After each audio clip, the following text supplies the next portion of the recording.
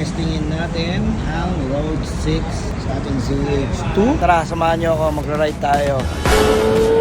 Alright mga ka-Z1 Nation, let's head out dito tayo sa mga paborito kong pinupuntahan. Tara tignan natin kung anong makikita natin ngayon. Testingin tayo ng gulong eh. Pangit ang trip mo, boss ay. Dito ay may nakasalubong kaming taga-lokal at nagtanong na rin ako dahil sa mukhang naliligaw na nga ako. Pagtapos itong liko, semento na. Dito? Pwede kaya? Sige tol. Takter tarek. Tayo dadaan pakyat. Ayos na yun. Yun oh. Dahil sa kagustuhan nating umakyat nung pababa na ito ang nangyari sa akin. Clutch na naman. Patay engine, primera. Ganito yung sa baler eh. Okay mga ka-Z1 Nation, today is Friday and it's my private time. So supposedly offline tayo at walang magbablog, diba? So lahat ng gears natin nasa labahan ngayon, kaya wala makakilala sa atin. So try natin mag-adventure dito sa Tagaytay. Hindi ko ulitin to. So nanahimik tayo sa bahay, gumising tayo para budulin ang ating sarili. Alright guys, eto na naman tayo. Naalala nyo ba si Bayani yung gulong neto nagmula? Nung nakuha ko di pa napapalitan yan. Pero bakit nga ba ako biglang nagkaroon ng Kawasaki ZH2? Galing ito kay Team Katagumpay. Binili niya bilang selebrasyon sa kanyang 8 million followers. Eventually, binenta niya ito at ako ang nakabili kay Bayani. So ito yung motor ni Katagumpay, yung CH2 niya. Ako ang pumili noon. Kasi nga masikip na sa shop niya. Ito na yun. At ito na ang ginamit natin sa iba't iba nating biyahe. And this is the first time na papalitan yan at Michelin Road 6 ang ikakabit natin. At saan natin siya pinakabit? Dito sa Michelin Tire Center ng Caloocan. Ang stock kasi ng CH2 natin, 180/55. Ngayon, gusto niya malaman anong effect, ano yung tsura na Road 6 ng 190/55/17 para sa CH2. 190/55. Bibigat ka kaya? So, tignan natin ito mamaya anong pinaka-itsura niya. So, ito yung gulong na pinagpalitan ng CH2. 180/55. Tapos yung kinabit natin doon, 190/55. So, ang expectations ko, magdodonut, oversize. Pero, nagulat kami sa resulta, kaya kami nalabas ko ito. So, ito siya, pag 180. Kasi ito, yung nakakabit ngayon, 190/55. Kung papansinin nyo, hindi siya nagballoon, hindi sumobrang laki. Kumbaga, yung design ng gulong, hindi sobrang malapat. So, ito, 180/55. Tapos ito, 190/55/17. So, ganyan ang itsura ng oversized na gulong ng Michelin para sa CH2. Good morning mga Z1 Nation. Tara, samahan nyo ako, magra-ride tayo. Testingin natin ang Road 6 sa ating ZH2 at sa unahan, ibang gulong. Tingnan natin na yung riding experience kung parang tayo palitay.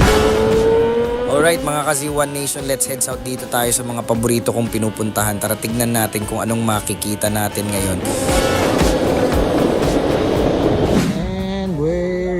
So, kasili na tayo mga Z1 Nation. Ito pa rin yung gulong natin. It's a Road 6. Kinabit natin to sa 01 Moto Caloocan. Ginamit sa Cubao and yung iba buo pa.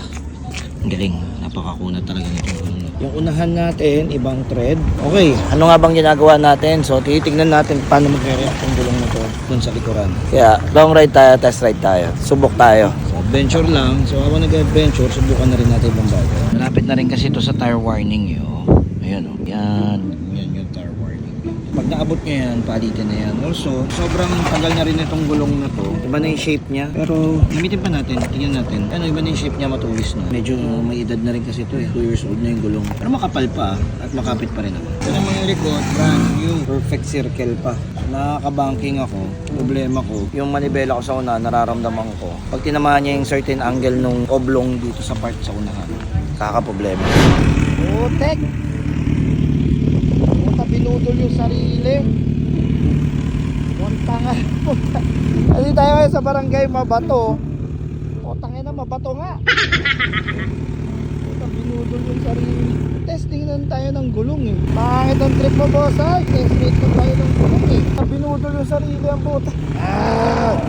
Dito ay may nakasalubong kaming taga-lokal at nagtanong na rin ako dahil sa mukhang naliligaw na nga ako. Pagtapos itong liko, semento na.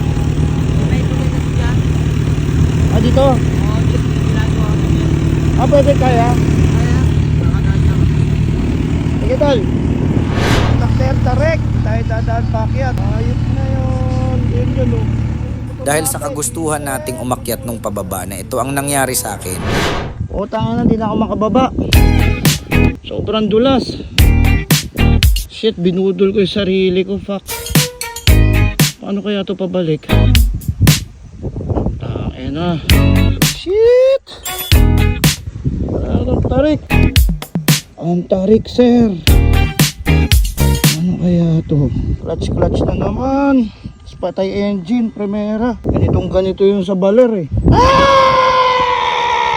Wala, yung Google Map malinaw dito. Sabi ba?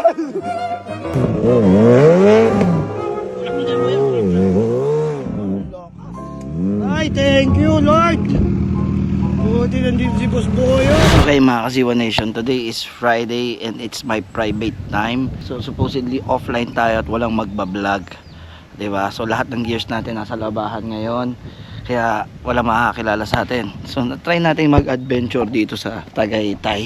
Hindi ko ulitin to. So nanahimik tayo sa bahay. Gumising tayo para budulin ang ating sarili. Paano ko nasabing binubudol ko yung sarili ko? Tingnan nyo yan. Shit, dyan ako bumaba. Ang tarik niyan, loose gravel. Tapos ito dala ko. Meron pa ako dun. Tapos alam nyo, nakakatawa. Ironic, nasa barangay, mabato ako. Tangina, budol. Sabi ni kuya, pagliko daw doon, tapos na. Walang problema, pataas eh. Problema ko yung pababa. Ang usapan, magte-test ride lang tayo ng gulong. So titignan natin yung luma nating gulong na may oblong na versus dito sa bago nating gulong na perfect pa. Gusto ko malaman kung magre-react yung manibela natin pag lumiliko tayo. Kasi tingnan nyo, pati steering damper tinanggal ko. So that's the purpose of a ride. Pero hindi ko alam anong nangyari. Ba't binudol mo sarili mo? Ang lakas mo. Usapan adventure.